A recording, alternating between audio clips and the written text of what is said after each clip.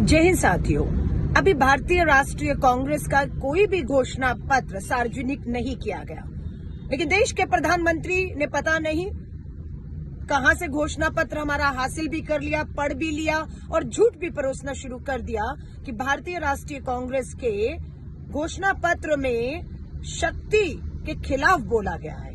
और शक्ति का मतलब प्रधानमंत्री जी के लिए इस देश की मां बहन बेटियां हैं।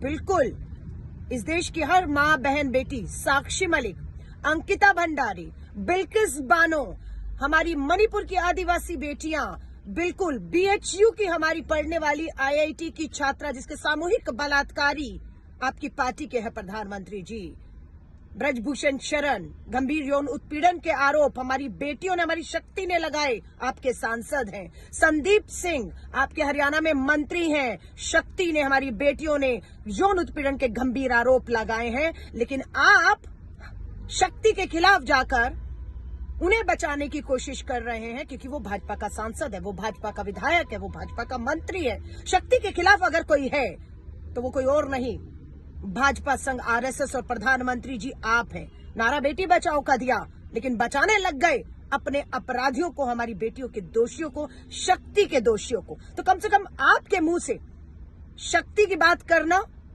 आपको शोभा नहीं देता। आपने इस शक्ति को, देश की आधी आबादी को धोखा देने का काम किया है पिछले 10 सालों में। ये 10 साल महिलाओं के प्रति अपराध के तौर पर दशक जाना जाएगा।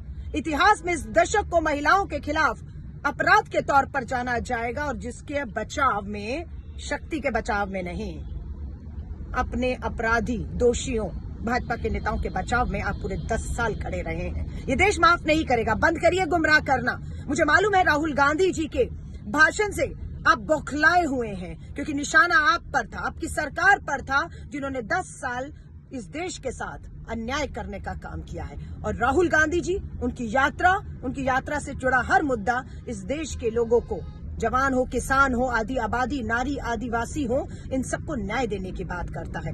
बौखलाइए मत प्रधानमंत्री जी। झूठे बयान देकर जिस पद पर आप बैठे हुए हैं, सोच रहे हैं कि झूठ की गंगा ऊपर से नीचे तक बहेगी। नहीं, वो मां गंगा भी, जो शक्ति का एक प्रतीक है, वो भी आपसे खफा और नाराज बैठी हुई है। ये आने वाले 2024 के चुनाव में आप भी देखेंगे, मां गंगा भी देखेगी, देश की आधी आबादी शक्ति भी देखेगी, और हम भी देखेंगे। जय हिंद, जय भारत। जय हिंद साथियों।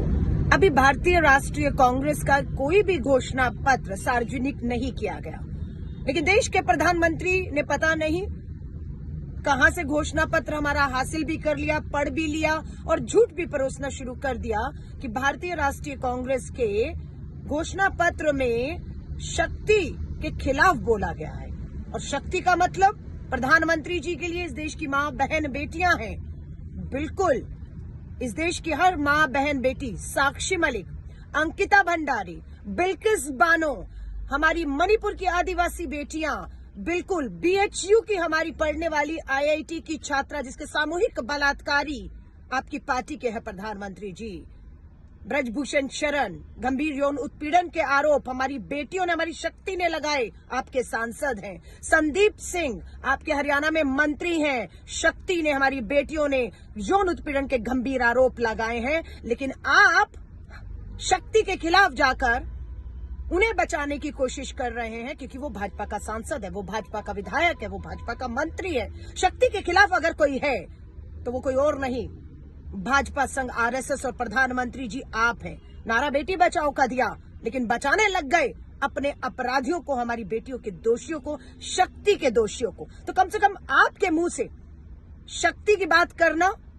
आपको शोभा नहीं देता। आपने इस शक्ति को, देश की आधी आबादी को धोखा देने का काम किया है पिछले 10 सालों में। ये 10 साल महिलाओं के प्रति अपराध के तौर पर दशक जाना जाएगा।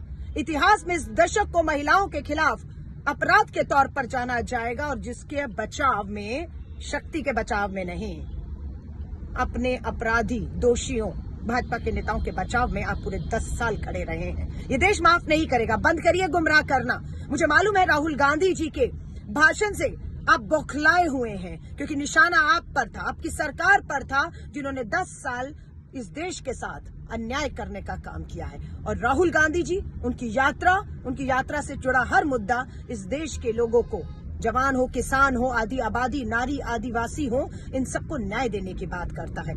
बौखलाइए मत प्रधानमंत्री जी, झूठे बयान देकर जिस पद पर आप बैठे हुए हैं, सोच रहे हैं कि झूठ की गंगा ऊपर से नीचे तक बहेगी। नहीं, वो माँ गंगा भी, जो शक्ति का एक प्रतीक है, वो भी आपसे खफा और नाराज बैठी हुई है। ये आने वाले 2024 के चुनाव में आप भी देखेंगे, माँ गंगा भी देखेगी, देश की आधी आबादी शक्ति भी देखेगी और हम भी देखेंगे। जय हिंद, जय भारत।